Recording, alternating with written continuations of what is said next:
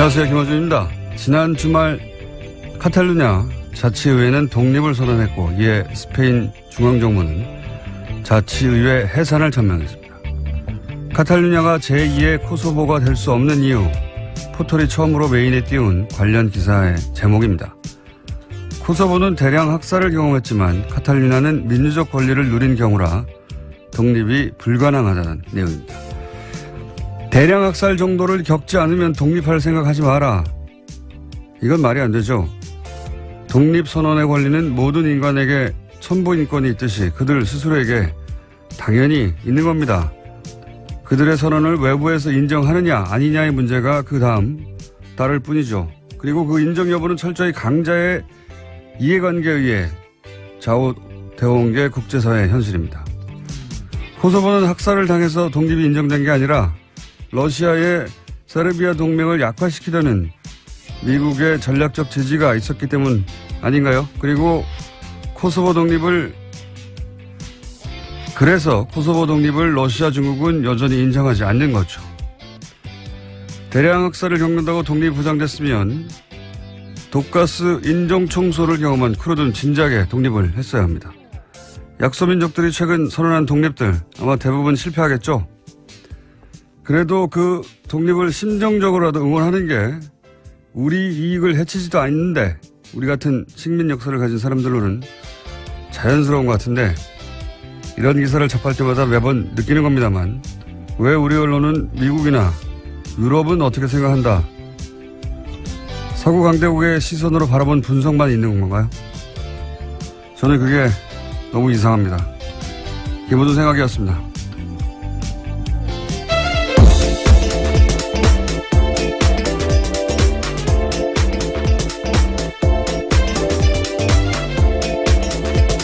시사인의 김은지입니다. 네.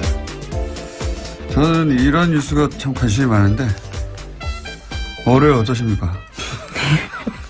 안 좋아 보이시는데요. 괜찮으신가요? 졸립니다. 네, 매우. 저는 이런 뉴스, 국제 독립 뉴스라든가 분쟁 뉴스가 관심이 많은데 이런 뉴스를 전하는 보도를 볼 때마다 참 이상해요. 저는 왜 이렇게 미국이나 유럽, 특히 서구 강대국의 시선만으로 이런 사안을 보는 건지, 예를 들어서 이 카탈루냐는 스페인 영토 주권을 얘기하거든요. 영토 주권. 스페인, 국경은 절대적이다. 영토는 절대적이다. 그런데 미국도 그걸 지지하고 있고요. 근데 이제 코소보 때는 미국은 세르비아의 영토 주권보다는 코소보의 민족 자결을 응원했어요. 네. 근데 그 이유가 정반대죠, 지금하고는. 지금 이걸 그대로 적용하면 카탈루냐 독립을 지지해야지, 미국이. 예. 그러니까 지금 코소보가 인종청소를 당했기 때문에 그런 거라고 유럽의 누군가가 얘기했더니 우리 기사가 됐는데 인종청소를 당하는 소수민족은 많아요. 오히려 쿠르드 같이 인종청소를 가장 많이 당했는데 가장 많이 배신을 당한 게 쿠르드잖아요. 미국한테. 예. 네, 계속해서 전해드린 바가 있는데요. 그건 상관이 없는 거고 사실은 실제로는 이게 이제 세르비아 동맹국이니까 러시아가 그래서 미국은 코소보를 지지한 거고 정반대도 있어요. 크림 반도 때는 미국하고 러시아가 정확하게 반대를 행동합니다. 예. 크림 반도 쪽에 러시아계가 독립하려고 할 때는 러시아는 또 민족 자결을 지지한다고 하고, 그 다음에 미국은 영토 주권, 우크라이나 영토 주권 지지한다고 하고, 왜냐하면은 흑해 부동항을 누가 차지하냐를 가지고 싸운 거니까. 국제법상 무슨 대단한 원칙이 있는 것처럼 기사는 쓰는데 다 개뻥이에요. 강대들 자기들 마음대로 그때 자기들이 유리하면 지지하고 불리하면 반대하고 그러는 거죠. 강대국들은 자기 시선이 있잖아요. 자기 이익이라고 하는. 예. 우리 언론들도 우리만의 시각이 좀 있었으면 좋겠습니다. 이런 뉴스 전할 때. 항상 하는 얘기지만. 자, 첫 번째 뉴스는 뭡니까? 네, 국정원 관련된 소식 계속 전해드리고 있는데요. 오늘 아침도 똑같습니다. 박근혜 정부에서 남재준 국정원장이 소위 7인회를 꾸렸다라는 보도가 오늘 아침 한겨레 신문에 나왔는데요. 매주 수요일 회의를 열었다라는 겁니다. 여기에서 이 7인회가 검찰의 댓글 수사를 대비한 가짜 사무실을 만들고 남북 정상회담 회의록을 공개하는 등 주요 정치 공작을 해왔다라는 건데요. 이 7인회 멤버에는 어제 검찰에 출석한 장호중 전 부산지검장 등이 포함되어 있습니다. 이 양반들은 7인회 같은 걸 좋아하나 봐요. 박근혜와 7인회도 예전에 나왔던 얘기죠. 예, 그렇죠. 근데 이제 남재준 국정원장도 본인이 국정원장 재직 시절에 7명을 꾸려와서 주요 사안을 결정했다 이거 아닙니까? 예. 네, 파견된 검찰 공무원 2명까지 포함해서요. 다양한 사람들이 있습니다. 대령 출신도 있고 육사 출신도 있고요. 국정원의 컨트롤 타워였던 거네요. 유행인가 봅니다. 유행. 예, 박근혜 7인회도 사실은 탄핵 국면에서 초기에 도대체 누가 첫 번째 담화에서 사과를 바로 그렇게 하도록 유도했는가, 결정했는가 그 얘기도 등장을 한번 했었죠. 여전히 미스테리입니다. 사실은 정치적 자살행위인데 JTBC 태블릿 보도 직후에 그렇죠. 바로 다음 날. 예, 바로 다음 날에 인정했는데 그때 인정 안 했으면 여기까지 못 왔다고 보는데 저는. 누가 그 결정을 했을까요? 박근혜 전 대통령의 정치적 감각으로 스스로 결정했을 리는 없을 거고. 아직도 미스터리예요. 예. 어쨌든 남재준 국정원장도 유사한 7인회 조직을 갖고 있었다. 근데 특히 이제 국정원 출신이야 그렇다고 치더라도 검찰 출신들을 현재 굉장히 고위직입니다. 현직입니다. 게다가 현직 검찰 소속으로 있는 사람들인데 그 사람들이 7인회라는 게 이제 처음으로 밝혀진 거고요. 관련 뉴스가 많아요. 여기에. 그죠? 예, 이들 국정원 파견 검사 같은 경우에는요. 국정원의 변호인 노릇도 했다라는 건데요. 조직적으로 검찰의 수사를 방해했다라는 겁니다. 특히 국정원 댓글 수사를 방해한 건데 최근에 검찰이 이와 관련된 대응 문건을 확보했습니다. 이 문건에 보면요. 당시에 파견된 검사들이 국정원의 의견서를 써주면서까지 검찰의 수사를 방해하면서 깊이 관여했다라고 합니다. 이게 이제 자신이 어디 소속인가에 따라 지속적으로 그 권력의 하수인 역할을 한 거죠. 사실 검찰 출신으로서 윤석열 검사나 혹은 최동욱 당시 검찰총장이 막 날아가지 않습니까? 예. 그러니까 자기가 평생 속했던 조직의 선배 수장들이 막 당하는데도 상관없는 거죠. 예. 상관없이 그냥 국정원에 가면 또 그 국정원에 충성하는 겁니다. 네, 오히려 자신의 출신 조직인 검찰의 수사를 방해하는 역할까지 하게 된 건데요. 권력의 하수인이 돼서 출세를 하고 싶었겠죠. 예. 그래서 국정원에서 댓글 수사를 하는 검찰을 가장 방해한 자들은 국정원에 파견됐던 검사들이었다. 이런 내용입니다. 예. 네, 어제 JTBC가 관련된 내용을 여러 가지 보도했었는데요. 뿐만 아니라 국정원 직원들이 재판에 증인으로 나갔을 때 이와 관련해서도 꼼꼼하게 지침을 내렸다라고 합니다. 해당 검사들이요. 네, 증인도 코칭을 한 거죠. 국정원 직원들을 재판장에 가서 이렇게 해야 빠져나갈 수 있다. 근데 이제 재밌는 건 그때 당시 재판에 출석해서 그런 증언들을 쭉 했는데 나는 모른다. 종북 세력을 대응하기 위해서 그랬다 했는데 최근에 다시 검찰 수사를 그 국정원 직원들이 이제 새로운 혐의 사실에 나왔으니까 받고 있는데 그때 했던 말들 다 거짓말이었다고. 네, 다 실토한 거죠 이제. 실토하고 있습니다. 예, 실토하고 있고 그러면 그때 거짓말을 시킨 사람이 누군가 이렇게 따져 들어가 봤더니 국정원 내에 파견 갔던 검찰 출신들이었다. 예. 네. 그런 검사들이었으니까 국정원을 파견시켰겠죠, 또. 예. 속속들이 밝혀지고 있네요. 네, 그래서 지난주 금요일에 검찰이 장호중 전 부산지검장 등을 비롯해서 7명의 사무실과 자택을 압수수색했습니다. 또 주말 동안에는 이재영 검사와 서천호 전 차장, 장 전 지검장을 소환 조사했습니다. 현재는 전보 조치돼가지고요. 부산지검장 자리에서 내려왔습니다. 그게 이제 검찰 내에서도 예를 들어서 검찰 내에서 검찰 출신들이나 검찰 지검장 굉장히 높은 사람이거든요. 예. 네, 그렇죠. 지검장 정도로 수사할 때 반발이 있거나 또는 잡음이 있을 수 있는데 이건 없어요.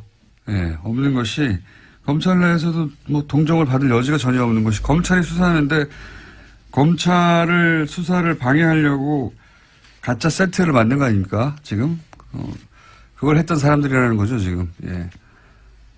세트로 가짜 사무실을 만들어 놓고 가짜 서류를 잔뜩 그 안에 집어넣어 놓고 거기를 압수수색하도록 한 사람들이 사실은 그런 일을 결정하고 컨트롤 타워 역할을 하고 이제 뭐 증언을 코칭하고 하는 게 다 검찰 출신이었다. 그런 얘기입니다. 예, 그 관련 뉴스가 쭉 많고요. 근데 그분들이 지금 구속됐다. 또는 수사받고 네. 있다. 그렇죠. 예, 이런 얘기들. 저도 뉴스가 너무 많이 쏟아져서 도대체 누가 구속됐다는 건지. 예.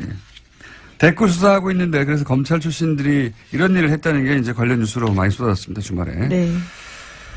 자, 다음은요.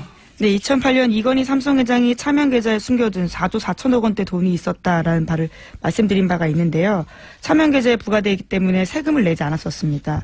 당시에 금융당국의 판단이 그랬었는데요. 하지만 이 사실이 드러나자 최근에 9년 만에 금융위원회가 차명 계좌에 대한 유권 해석을 원점으로 재검토하기로 했습니다.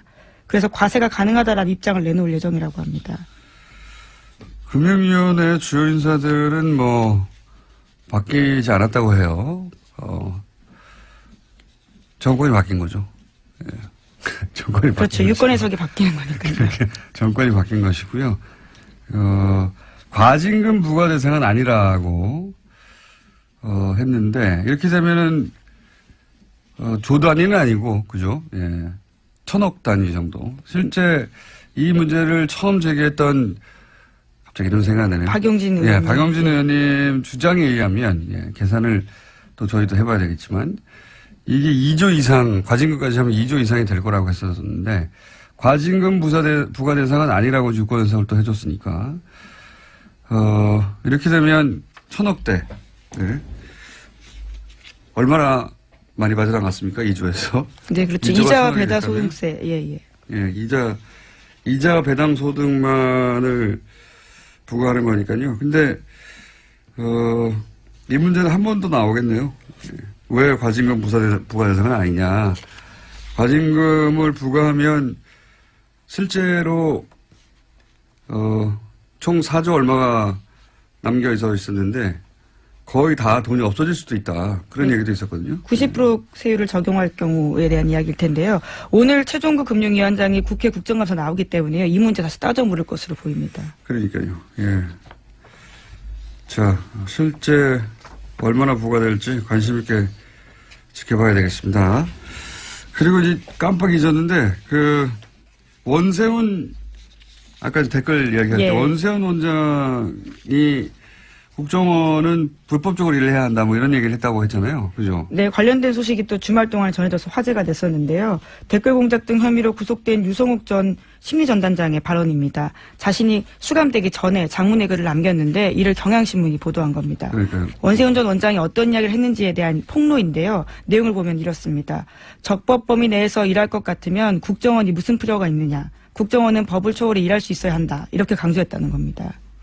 국정원이 다른 국가와 첩보 전쟁을 하면서 그런 경우가 있을 수는 있겠지만 이게 이제 국민들을 상대로 댓글 다는데 이걸 적용했다는 거죠. 예. 그렇죠. 자국민 대상으로 불법적인 일을 해야 된다라고 아예 지시했다라는 거죠. 이건 뭐 그럴 법한데 제가 폭로한 장문의 글에서 주목했던 부분은 뭐냐면 원세훈 원장이 재임 기간 중 지나치다 싶을 정도로 사이버 업무에 매달렸다 이런 기억이 있다라고 하면서 이제 쭉 썼잖아요. 다음 아고라를 잡아야 된다느니. 근데 이건 제가 지난번에 한번 얘기한 것 같은데 이렇게 원세훈 원장의 사이버 업무에 매달린 이유 자체가 이명박 전 대통령 때문이에요. 예, 이명박 전 대통령 취임 초기부터 청와대 행정관이 근무하는 사무실에 내려와서 여기저기 댓글 달라고 직접 지시했다고. 이건 제가 이명박 정권 초기에 들은 이야기입니다. 초기에. 대통령이 무슨 행정관 자리에 와가지고 등 뒤에 서가지고 여기 기사에 댓글 달라고 했을까 싶은데 그랬다고 합니다.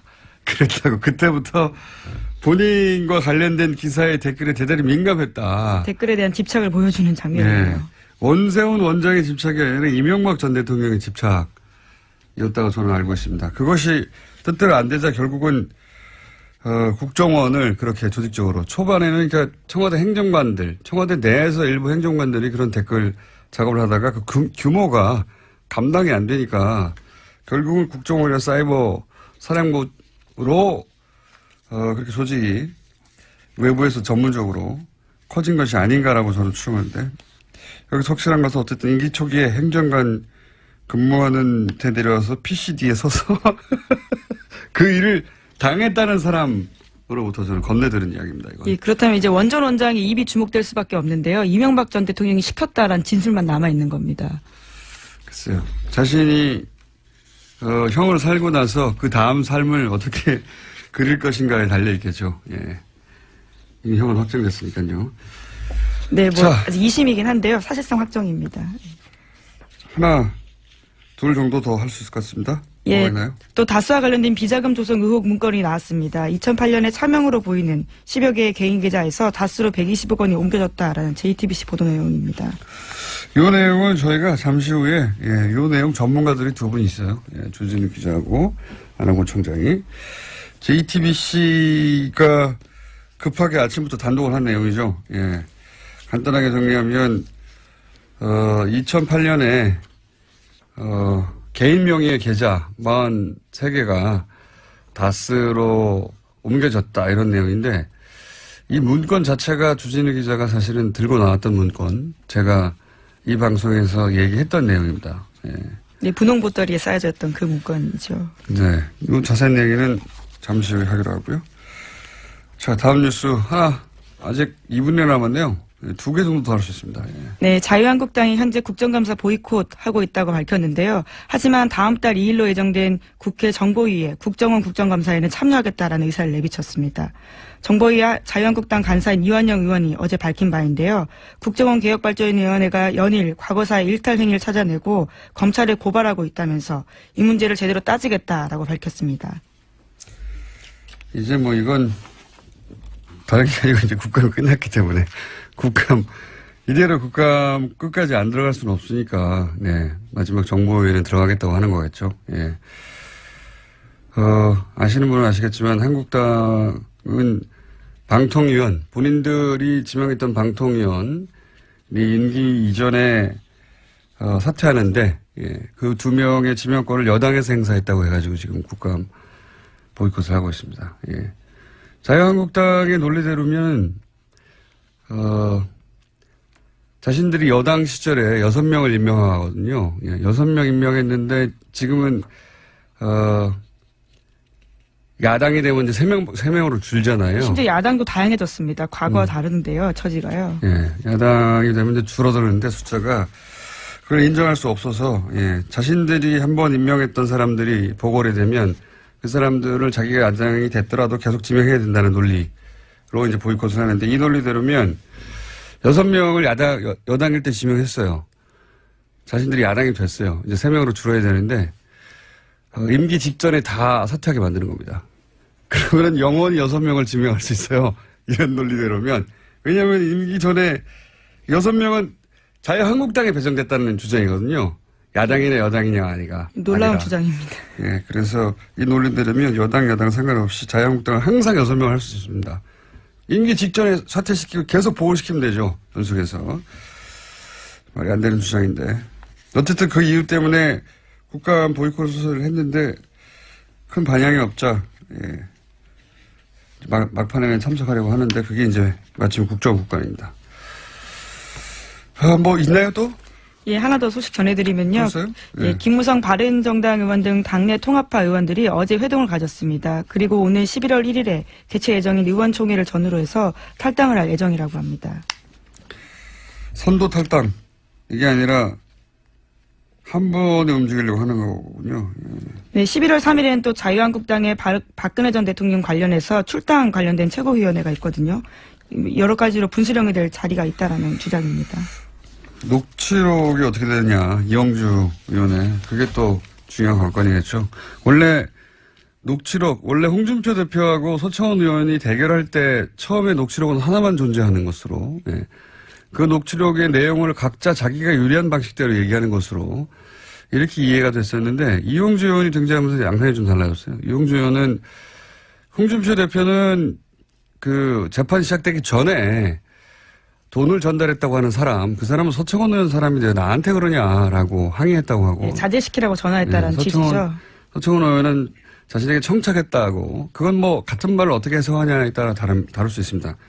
이용주 의원이 등장해서 했던 말은 두 사람이 그동안 다퉜던 내용과는 다르고 사실이라고 하면 다르고 1심이 끝난 후에 돈을 전달한 사람의 진술을 번복하게 해달라는 청탁을 했다라는 게 이용주 의원의 주장이거든요. 예. 그러한 또 녹취록이 있다는 취지 이야기인데요. 그러니까요. 만약에 그게 실제로 있다면 그 녹취록이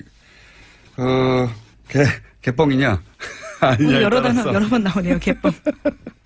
왜냐하면 정치권에서 이런 녹취록이 있다는 공방이 뭔가 결정적으로 끝난 경우가 별로 없어요. 예, 녹취록이 있다고 막 하다가 흐지부지 사라지거나 녹취록을 들어봤더니 별거 아니거나 그런 경우가 많았거든요.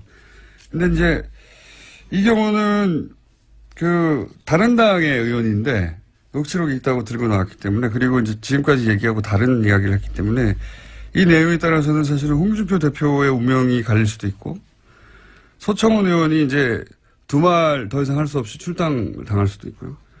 또는 그 내용이 이용주 의원이 주장했던 것과 다르면 이용주 의원도 굉장한 타격을 또 입을 수도 있습니다. 어떻게 될까요? 녹취록이 이 주장 들으면 두 개에 해당되는 건데. 예. 네, 아직은 홍준표 대표와 서청원 의원 사이에 설전만 남아있는 상태입니다. 알겠습니다. 자, 오늘은 여기까지 하겠습니다. 시사인의 김은지였습니다. 감사합니다. 친애하는 국민 여러분, 안녕하십니까. 여러분의 귀염둥이 MB 만사 올렸습니다. 기온이 하루가 다르게 떨어지고 있습니다. 건강에 더욱 신경을 써야 한다. 그런 확신을 저는 가지고 있는 겁니다. 요즘 마음이 무겁습니다. 적폐청산이라 하는 미명 아래 새로이 만들어지는 적폐. 저는 이것이 대단히 우려스럽다. 그하고 의욕만을 가지고 전 대통령한테 정치적 망신을 주려고 하는 그런 행동은 치졸한 정치 보복에 지나지 않지 않느냐. 저는 그런 확신을 가지고 있는 겁니다. 진우, 알았나? 알아들었나? 알아묻냐고. 응? 전직 대통령 이러면 놀려묻고 조롱하고 이거 뭔 써? 응? 진우, 니도 이제 얼라 아니잖아. 어른이라고 어른. 그거 하면 니 나이값을 해야지. 응? 니 이만큼 얘기했는데 자꾸 이카면 자꾸 이래 분탕질하면 천벌 받아. 천벌. 응? 니 천벌 받아봤나? 천벌 그거 응? 응? 억수로 아파.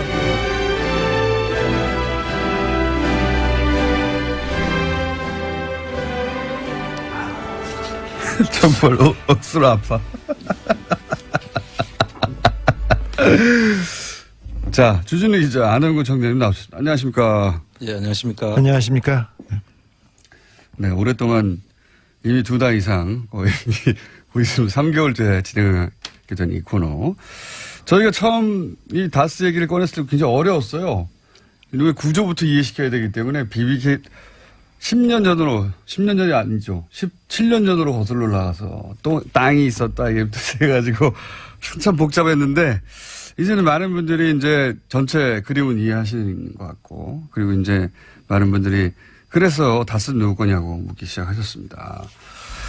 그런데 지난주에 JTBC가 다스 관련 특종을 굉장히 아침 이른 시간에 급히 내놨어요. 비자금을 찾았다. 비자금으로 의심되는 계좌를 찾았다. 예, 비자금 계좌라고. 근데 이제 그 내용을 자세히 듣고 보니까 이거는 우리가 2달 전에 다뤘던 문서 이야기 같은데. 안원구 청장님 아닙니까? 예, 지금 이쯤에서 제가 좀 고백을 해야 될 게 있는데요. 그 주진우 기자가 찾은 문건 속에 그 비자금으로 보이는 명단들이 있었지 않습니까?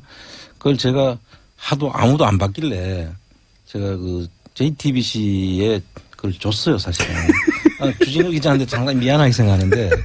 아니, 그 말은 하고 해야 될 거 아니야, 말은. 아니, 근데 그렇게 해서 JTBC가 아주 제대로 그 기사, 그 문서의 의미를 저희는 읽고 지나갔었거든요. 뭐냐면, 이건 김재정 씨 차명 계좌, 김재동 씨 이름 하에 관리되는 차명 계좌로 의심된다. 이것이 결국 비자금 아니겠는가. 뭐 이런 식의 아주 짧은 코멘트만 하고 넘어갔어요. 예. 예, 그랬는데 여기서 JTBC는 뭐랑 매치를 시켰냐면 이거는 JTBC의 공입니다. 공인지 실수인지 앞으로 밝혀지겠지만 2008년에 이제 정호영 특검이 있었습니다. 정호영 특검이 도곡동 땅에 소위 말해서 BBK 특검이었죠. 예, BBK 특검. 덮어주기 특검이었죠. 예. 그 특검 때 실제로 다스의 차명 계좌로 약 뭐 120억 대의 비자금이 조성된 거를 찾고도 덮어버렸다. 이런 얘기 저희 방송에서 몇 번 했는데 액수가 거의 비슷해요. 예.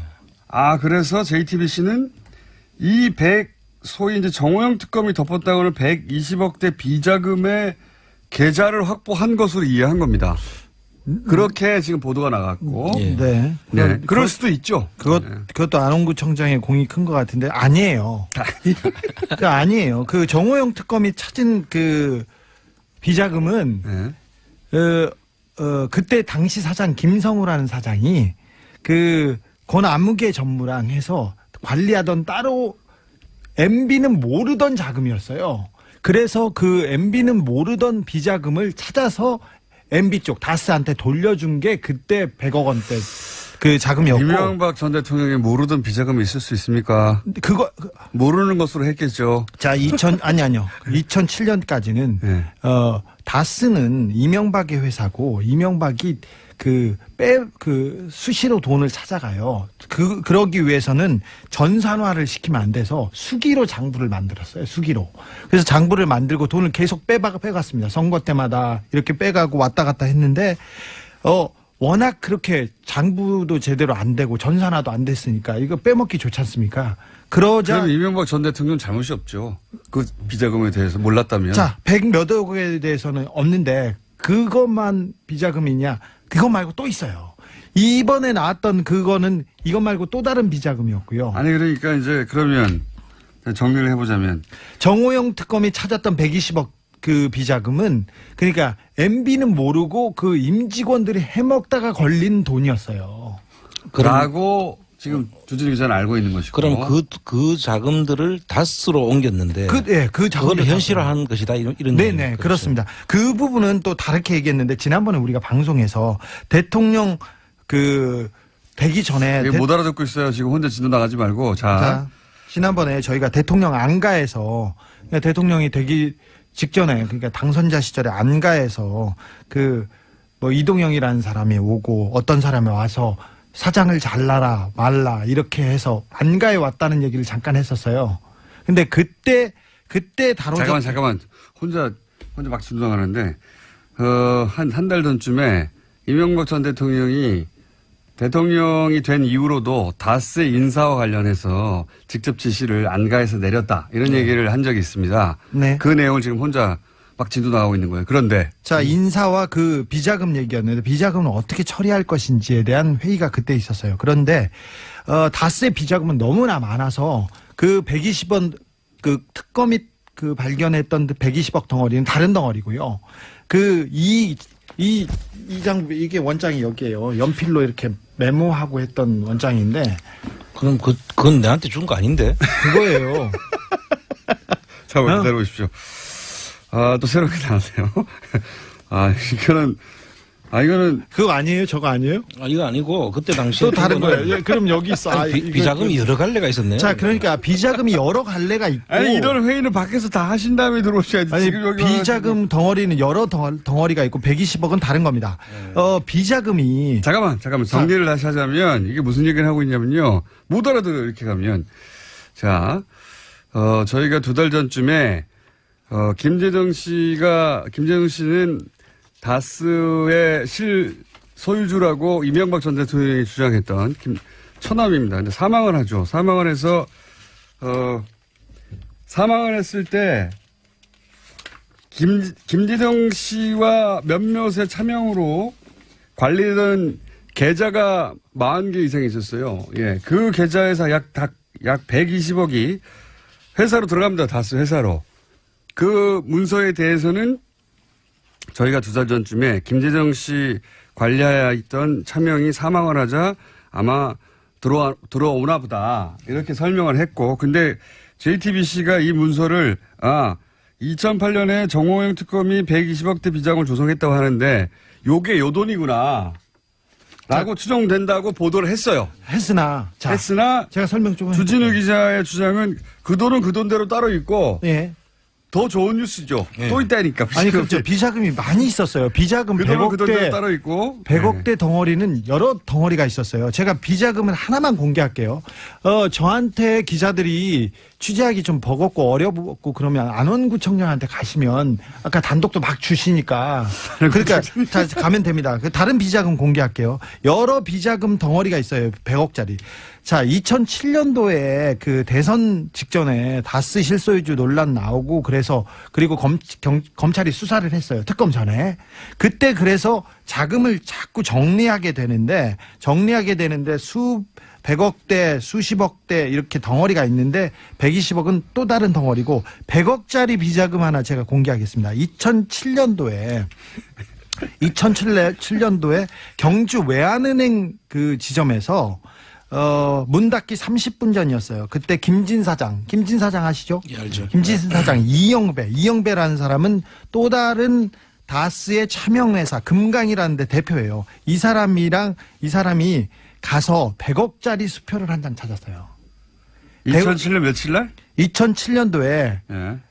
며칠 날인지는 몰라 나도. 경주 외환은행 지점에서 100억짜리 수표를 사장과 이영배 금강 대표가 와서 100억짜리 수표를 하나 찾았다. 수표를 하나 찾아가서 MB한테 갖다 줬답니다. MB한테 갖다 줬다. 네, 그때가 언제쯤이었냐면 라고 이 누군가가 지금 제보를 한 제보했어요. 거죠? 그 뉴스를 보고 그 내부자가 지금 전화를 했는데 그런데 2007년이 아니라 BBK 특검이 끝나갈 때니까 2008년 초죠. 예. 2008년 초였고 꼬리볶음탕을 먹기 2, 3일 전이었다고요. 구체적인 날짜를 하고 있습니다. 꼬리볶음탕을 먹기 2, 3일 그건 전. 2008년 그 2월 달이죠. 네. 그 담당 직원은 아직도 다스에서 격리 직원으로 있는데 이 100억을 찾고 이 관여했던 사람은 조땡땡입니다. 조땡땡. 그렇습니다. 이건 또 다른 비자금입니다. 다스의 비자금입니다. 100억짜리입니다. 그 이건 비자금 심플한 거. 세 가지 종류가 일단 오늘 거론되고 있습니다. 네. 하나는 2달 전쯤에 저희가 김재정 씨 사망 이후에 계좌와 번호가 쭉 나온 게 있거든요. 예. 그게 120억대였어요. 그리고 2008년 정호영 특검 때 비자금을 찾았는데 회사에서 덮어버렸다고 하는 비자금이 있습니다. 그 비자금과 김재정 씨 비자금이라고 추정되는 내용이 같은 건 줄 알았더니 다른 거예요. 다른 거라고 이제 주진우 기자는 주장하고 있고 JTBC에서는 아니 JTBC 몰라 이거 그거 모른다. JTBC는 같다고 생각을 해서 네. 예, 자, 그렇게 추정을 한 것이고 본 자료는 예. 어떤 자료냐 하면 그 개인 명의로 돼 있는 그래 명의로 있는 자금을 다스로 넘긴 자료죠. 다스로 옮긴 자료예요. 그러니까 그때 무슨 우리가 이야기냐면 설명한 게 맞아요. 예. 그 이야기는 뭐냐면 실시간으로 회의 중입니다. 지금 이 돈은 무슨 돈인가? 그 자금들은 이제 정호영 특검이 지금 추정해 보면 정호영 특검이 있다고 했잖아요. 그거를 아마 이제 있다고 해서 그거를 현실화 시켜서 덮으려고 했던 거 아닌가. 그럴 수도 추정했어요. 있겠습니다. 자, 근데 그럴 수도 비자금 있겠습니다. 덩어리가 지금 다른 덩어리가 하나 있죠. 한 덩어리만 더 얘기할게요. 이게 무슨 얘기냐면 정호영 특검이 비자금이 있다고 하니까 이게 두 분만 알아들으면 뭐해요. 정치 두 분이 회의는 밖에서 하고 방송 내용을 해야 되는데 두 분은 지금 합의를 봤습니다. 어떻게 합의를 봤느냐.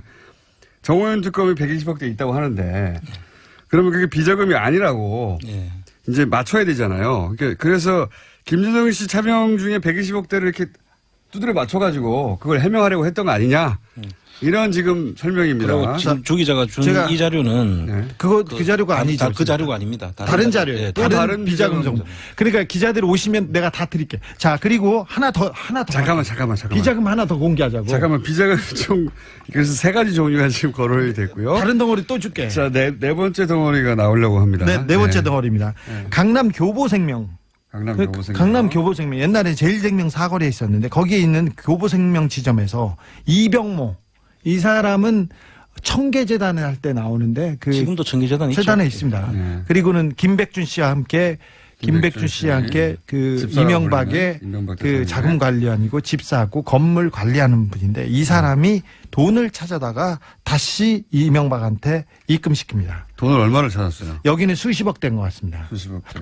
자, 몇 가지 덩어리가 있는데 이 덩어리가 별개의 덩어리인데 그때 특검이 그 BBK 특검 때 이 비자금을 검사들이 다 파악했어요. 이것도 있고 저것도 있고 저것도 있다. 지금 얘기한 경주 외환은행 지점에서 문 닫기 30분 전에 김진 사장하고 이영배 대표가 100억 수표를 찾아가지고 전달했다고 하는 거는 이것도 검찰이 파악하고 있는 겁니까? 아니 그거는 이제 돈이 있다는 거를 그 검찰이 파악해서 알고 있는데 그 클리어 되니까 꼬리곰탕 먹기 며칠 전이지 않습니까? 그러니까 의혹을 다 털어주지 않습니까? 털어주니까 자신 있게 그냥 돈을 찾아가지고 그냥 갔죠.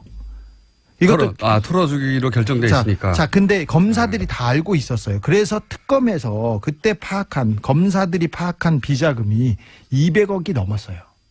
100억대가 아니었어요. 그러니까 정호영 당시 특검이 당시 파악한 금액도 100억대가 아니라 200억대였다. 훨씬 넘었어요. 예. 그랬는데 그래서 삼성 서울병원에서 그때 이상은이 조사를 받으려고 하니까 삼성 그 VIP실 삼성병원 19층 VIP실에 숨어서 누가? 이상은이요.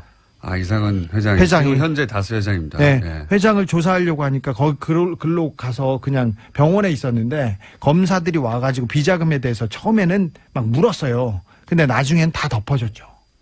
근데 특검의 결과는 어쨌든 다 덮어진 걸로. 다 덮어졌습니다. 네. 근데 특검에서 이미 200억이 넘는 수많은 비자금 계좌와 비자금 덩어리가 있는 것을 확인하고 다 덮어졌습니다. 100억대가 아니라 200억대였는데 덮어졌다. 네. 그러면은 또 JTBC가 보도한 것과 또 다른 또 거죠. 또 달라진 게 있네요. 여하간 JTBC는 JTBC 관점이 안홍구청장 관점이니까 그 서류를 분석하고 그런데 얘기를 조금 더 해보자면 덩어리가 이렇게 있는 성격이 아예 다른 거라고요. 그러니까 JTBC의 관점이 자연스러운 관점이긴 합니다. 시기가 맞기 때문에 예. 120억대가 있었다고 정호영 특검이 발견했는데 덮었다고는 최근에 보도가 됐잖아요. 네. 예. 그 금액과 이 금액이 대충 거의 비슷하기 예, 때문에 거의 맞는데 예. 거의 맞아서 그래서 다스에서 해외에 있는 계좌들을 가지고 120억을 만들었을 수는 있어요. 근데 하지만 그때 정호영 특검이 120억 원대 비자금이 나왔다는 거 한 것은 MB 몰래 딴 주머니 찬 다스의 임직원들에 대한 임직원들이 만들어 놓은 비자금이었어요. 그러니까 또 다른 비자금 덩어리였던 거죠. 자, 비자금 덩어리가 여러 개 나왔고 심상정 의원도 사실은 JTBC가 보도한 그 내용이 정호영 특검이 덮은 그 비자금이 아니냐. 왜냐하면 규모가 120대거든요. 시기가 맞고 그래서 이제 그렇게 예, 생각을 한 것 같고 지금 주진우 기자의 주장으로는 아니 더 많이 120억 이게 특검이 덮은 거여도 상관없고요. 그러면 밝혀진 거고요. 그게 아니라 별게 더 있으면 더 좋죠. 또 나온 거니까. 아니 그게 또 다른 덩어리. 또 다른 덩어리가 있다. 그때 100억은 소위 이제 그 다스 내부에서 해먹은 비자금이고 그거 외에 또 이명박 전 대통령이 비자금을 받아갔던 것들이 몇몇이 네. 있다. 네. 특정 외환은행과 그다음에 특정은행과 교보생명 지점에서 등등. 이건 정확한 내용은 이제 세무조사나 검찰 수사에서 정확하게 밝힐 필요가 있다 그렇게 보여집니다. 덩어리가 너무 많이 나오니까 이제 헷갈리기 시작하는데 차근차근 하려고 그러는데 갑자기 JTBC가 나오는 바람에 한꺼번에 당시에 2007년도에까지는 다스에서는 헷갈리는 그런 큰 회사에서 뭐 장부가 수기였어요. 그러니까 그냥 종이로 써가지고 이렇게 갖다 두는 다음 주에 제가 수기 장부를 하나 이렇게 샘플을 가져올게요. 장부에서 찾아와서. 그런데 다 어디서 가져오나 몰라요. 2008년도에 그 특검이 시작됐지 않습니까? 그래서 그 당시에 양산 폐기물 업체에 1톤 분량 3개를 가져다가 이렇게 폐기했어요. 근데 폐기했던 그 직원이 또 보낸 또 편지를 하나 제가 조금만 읽어드릴게요. 2007년 10월에서 11월에 MB가 대통령 선거하기 전에 BBK 주가 조작 사건과 다스 실소유주 사건들로 검찰 조사가 있었는데 자료를 숨기기 위해서 어떻게 했냐면은 다스에서는 모든 서류를 모든 장부를 태웠대요. 근데 어떻게 찾나 이제 다 태워가지고. 회사에서는 그 도저히 다 태우기가 어려우니까 1톤 트럭 세대 분량으로 회사 관련 서류를 부산 관련 양산국도변 고물상에 옮겨가지고 파쇄해가지고 처분하였습니다. 그때 당시 권 전무, 문 부장, 손대리 협의하에 자료를 옮기고 폐기하였는데 그때 자료 중에는 공문 형식으로 된 BBK 관련 자료와 돈을 주고받는 영문 서류가 있었고요. 맨 마지막에 이 서류에는 MB의 사인이 있었다는 겁니다. 아, 다스의 내부 문서에 이명박 전 대통령의 사인이 있었다. 네, 그렇습니다. 폐기했다는 거는 이제 지금은 입증할 수가 없죠. 네, 근데 관련자들의 진술 정도만 폐기한 사람이 지금 얘기하는 겁니다. 그러니까 뭐 어느 정도 또 신빙성은 있죠. 그 JTBC에서 보도한 그 자료를 보면 네. 개인 명의에서 다스 명의로 갔기 때문에 네. 그 자금의 원천을 따라가 보면 네. 금방 이게 어떤 자금인지를 알 수가 있습니다. 지금 폐기해도 그건 명백하게 지금 계좌번호까지 다 나타났거든요. 그렇죠. 근데 이게 참 재밌는 게 보통의 비자금은 회사에서 밖으로 나가는 겁니다. 이 비자금은 밖에서 김재정 씨 사망하자 밖에 개인 명의로 있던 게 회사로 들어와요. 예. 이상한 흐름이에요, 굉장히. 그것도 비자금으로 이렇게 물론 비자금이죠. 그렇죠. 빼돌린 정상적이지 않은 돈이니까. 그렇습니다. 개인 명의로 돼 있던 걸 다스로 옮겼기 때문에 비자금이- 금융실명법도 위반이죠, 그 당시에. 네. 비자금이 많으니까 참 좋네요. 자꾸 나와가지고. 그렇죠. 이야기거리도 많고. 그러면 당시 BBK를 수사했던 정호영 특검 소속의 혹은 BBK 관련 수사를 했던 검사들은 지금 뭐 하고 있나요? 난 지금 현직에 거의 있습니다. 근데 이분들이 그냥 수사하면 됩니다. 뭐 압수수색 하지도 않고 옛날에 있었던 걸 캐비넷에서 꺼내서 그냥 하면 됩니다. 그래도 그분들이 다시 BBK가 수면에 올라오는 것을 상당히 부담스러워하겠죠. 하고 있었던 것 같아요. 이게 이분들은 BBK 수사가 제대로 잘 됐다고 생각하는지 아닌지 몰라도 최소한 주장은 현재 하고 있는 분들이거든요. 잘 됐다. 예. 그러니까 일단 수사가 어려워요. 일단 이 BBK와 다스의 진실이 밝혀지려면 이 검사들의 양심 고백, 국정원에서 검사들이 진실을 막았던 것처럼. 그런데 어떻게 막았는지 제 사건에서 사실 좀 알 수 있어요. 당시 BBK 수사의 정점에 최재경 전 민정수석 그리고 김기동 검사 많이 거론되는 분들이죠. 네. 이 김기동 검사하고는 주진우 기자도 안홍구 청장님도 인연이 있지 않습니까? 근데 저는 원고 피고 관계였어요. 네. 이 사람들이 저를 다 고소해가지고요. 전 제 수사를 해서 저를 구속시킨 사람이죠. 이미 김기동이요? 그런데 이 사람이 어떻게 하다 보면 이게 다 이렇게 연결이 됐어요. 그 당시에 BBK 했던 분인데. 저를 한 번도 조사도 하지 않고 한 번도 나오라고 이야기도 없이 원래 바로 최순실 비자금 찾으려고 등장하신 출연을 시작하신 분인데 하다 보니 이렇게 BBK로도 다 연결돼 자, 있어요. 예. 연결됩니다. 그 당시 BBK 수사검사들이 최재경, 김기동, 김우곤, 장영섭, 배종혁, 최성원, 박철웅, 박광배, 김양수, 김영석 다 지금 굉장히 좋은 부서에 다 있습니다. 그 중에서 김기동 검사하고는 인연이 특별하시다고. 그렇습니다. 네. 국세청에서 저를 청부 수사를 시켰고요. 그 당시에 이현동 당시 차장이 서울지검장인 노황균 씨한테 찾아갔다는 이례적으로 갔다. 근데 그때 제 수사를 시키기 위해서 같은 것으로 이제 추정이 되고요. 그래서 그걸 수사를 한 사람이 김기동 씨인데 김기동 씨한테 그 당시 최재경 씨가 김기동 씨한테 이 BBK 다시 수면으로 떠올린다. 안홍구를 수사하지 말아라고 했다는 것을 내가 조선일보 간부로부터 들은 이야기예요.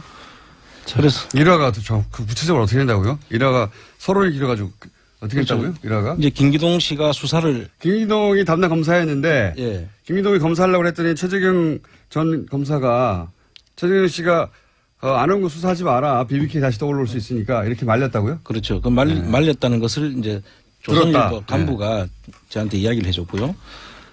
그분들이 수사를 하게 되면 BBK가 수면으로 떠오를 수 있다. 네. 그러니까 건들지 마라.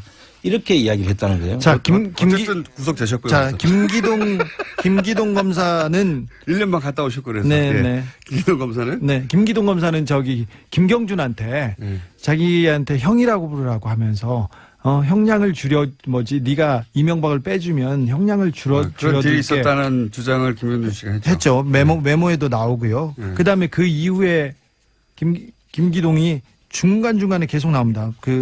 방산 비리에도 나오고 다른 데도 나오는데 지난번에 140억이 다스로 갈 때 그 당시에 김경준 씨가 에리카 누나가 언제 금방 들어갈 테니까 잘 봐주세요. 그렇게 편지를 썼던 사람이기도 합니다. 김기동. 그렇죠. 예. 수진이 기자, 안하고 청장이었습니다.